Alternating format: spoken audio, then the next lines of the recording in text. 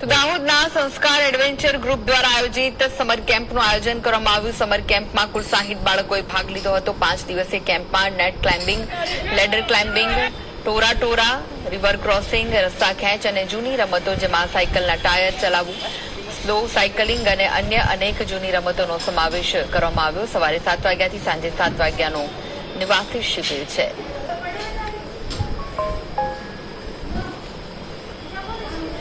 Summer camp में અમે આવ્યા છે ને આ સમર કેમ્પમાં અમારે ઘણી બધી વસ્તુઓ શીખવા મળી છે અને હમણાં અમે સમર કેમ્પમાં જ્યારે જોઈન કરીને બધી વસ્તુઓ ખબર પડી કે આ શું શું શીખવા મળે છે। તો મતલબ એમ કે આપણે ઘરે જે મોબાઈલ અને ટીવી દેખીએ છે એના કરતાં ઘણું વધારે મજા આવે છે।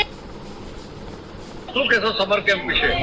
સમર કેમ્પ વિશે મને પાસે ઘણું બધું કહેવાનું છે જેને કોઈ અંત જ નથી, બટ જે હમણાં મેં કરી રહી છું મેં એના બારામાં કહીશ।